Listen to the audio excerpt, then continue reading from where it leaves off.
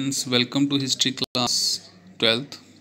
Student, in this video we will discuss about the next part, that is Gopuram and Mandapas of second century.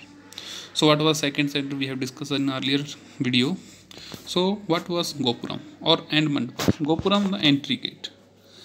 This period contained new features were in the evidence in temples. मतलब temples में नए नए features आ गए थे. कौन कौन से features थे? बड़े जो स्केल पर जो फीचर था वो था इम्पीरियल अथॉरिटी द्वारा बनाया गया गोपुरम बनाया था रॉयल गेटवे, मतलब एक अच्छा बड़ा गेटवे बनाया जाता था, जो मतलब आप साउथ के टेम्पल्स में सबसे बड़ा जो स्ट्रक्चर देखोगे वो उनका गोपुरम होगा। और royal gateway that dwarfed the tower on the centre shrine and signal the presence of temple from great distance. तो मतलब बहुत दूर से उसको देखा जा सकता था। ये मंडपास की एक इम्पोर्टेंस थी। मंडपास के साथ साथ मतलब कि जो गोपुरम बनाए जाते थे और ये राजाओं की पावर को रिमाइंड करवाते थे। मतलब जो मंडपा जो ये गोपुरम बनाए जाते थे, स्ट्रक्चर बनाए जाते थे कि राजाओं के पास कितने स्किल्स हैं, कितने स्किल्स टेक्निक्स वो यूज़ कर रहे हैं, और उनकी पावर को दिखाने के लिए उन्होंने बड़े बड़े मंडपास मंदिर बनाए। तो ये उनकी पावर को दर्शाने के एक सिंबल था। Let us look at the two temples more closely. Virupaksha temple, Vitthal temple. दो टेम्पल्स हैं, विरूपक्षा और विट्ठल। ये साउथ के टेम्पल्स हैं। अगर आप इनके बारे में जानकारी लेना चाहें तो वो अलग से इनके बारे में सर्च कर सकते हो।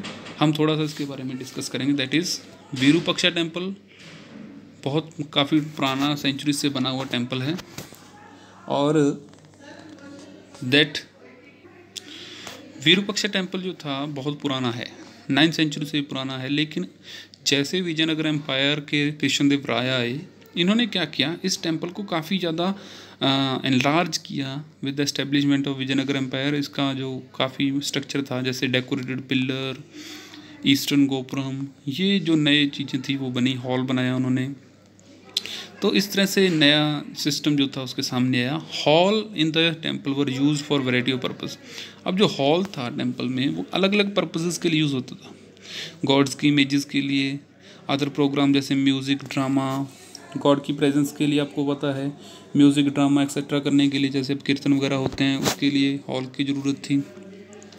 और डाइटीज़ की मैरिज सेलिब्रेट करने के लिए ये भी जो सिस्टम था ये चलाया जाता था। मतलब कि जब मनाई जाती थी, इनकी स्पेशल इमेजेस बनाई जाती थी, डाइटीज़ की कोई मैरिज सेलिब्रेट की जाती थी, उस ओकेज़न पर इकट्ठे लोगों को एड्रेस करने के लिए हॉल की ज़रूरत होती है, इसलिए हॉल बनाए जाते थे। ये देखिए स्ट्रक्चर है, काफ़ी बड़ा स्ट्रक्चर है, pillared hall.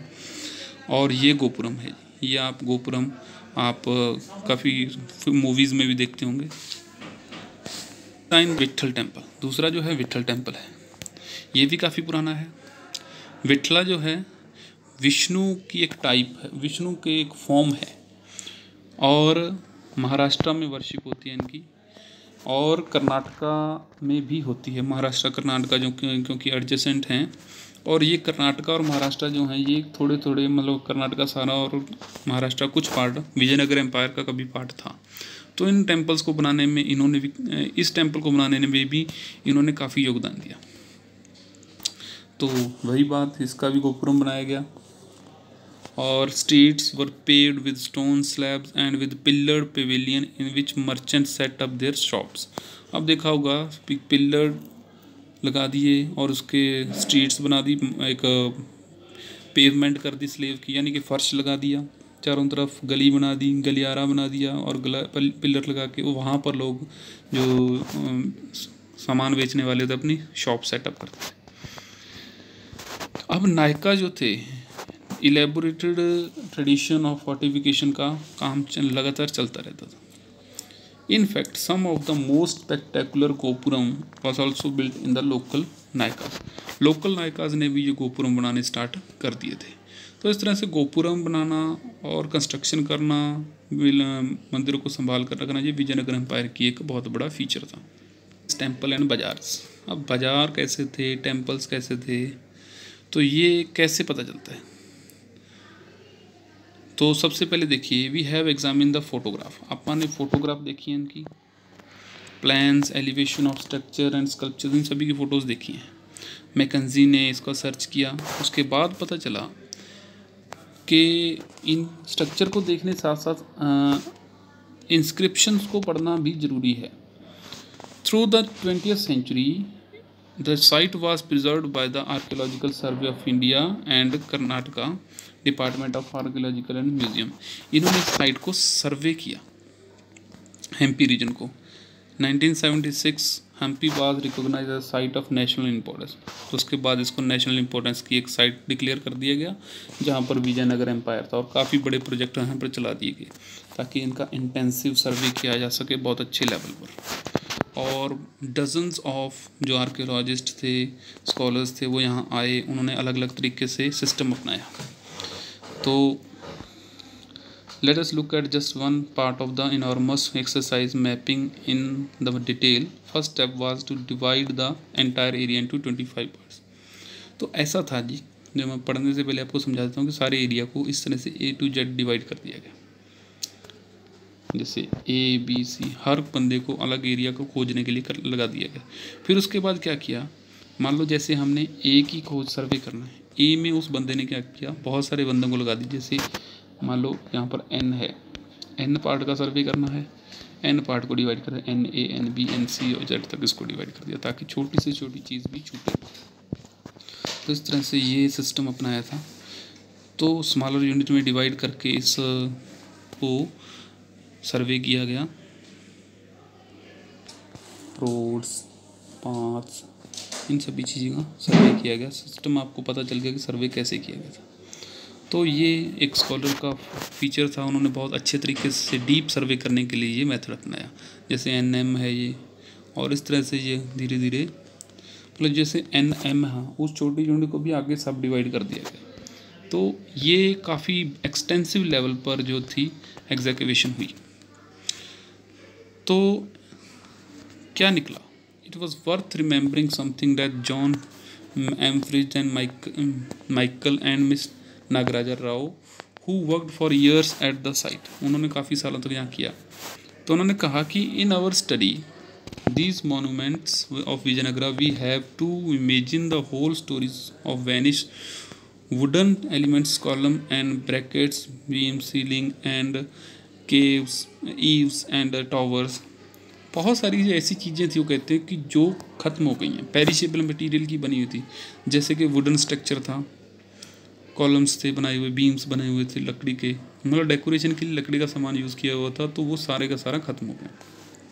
All the wooden structure are lost and stone structure survive, पत्थरों की बनी हुई चीज़ें अभी सर्वाइव कर रही हैं, लेकिन वुडन स्ट्रक्चर नहीं कर रहे। लेकिन डिस्क्रिप्शन पता चल गई है, ट्रैवलर्स आए थे, उन्होंने अकाउंट लिखे, उनके अकाउंट से हमें पता चल गया कि यहाँ पर क्या कुछ था। बाजार के बारे में सोर्स आप पढ़ सकते हैं। Question in the,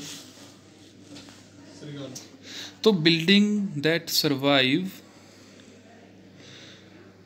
tell us about the way space were organised and used, how they were built, what materials and techniques were used.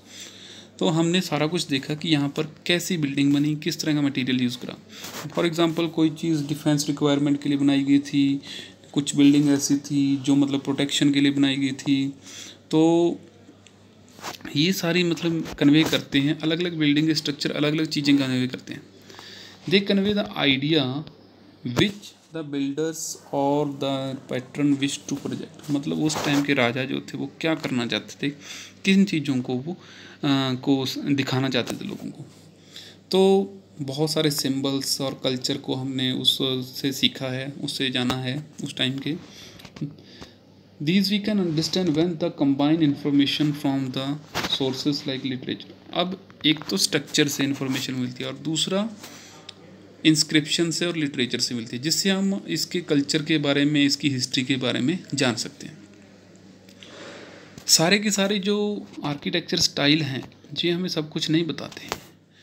हमें आम लोगों की ज़िंदगी के बारे में, ट्रैवलर अकाउंट के बारे में, हमें आउटस्कर्ट पर रहने वाले लोगों के बारे में कैसे पता चलेगा, उसके बारे में हमें थोड़ी जानकारी लोकल ट्रेडिशंस की बुक से या फिर ट्रैवलर अकाउंट से ही हमें मिल सकता है। तो ये कुछ ड्रॉबैक्स हैं ओनली आर्किटेक्चर स्टडी करने के।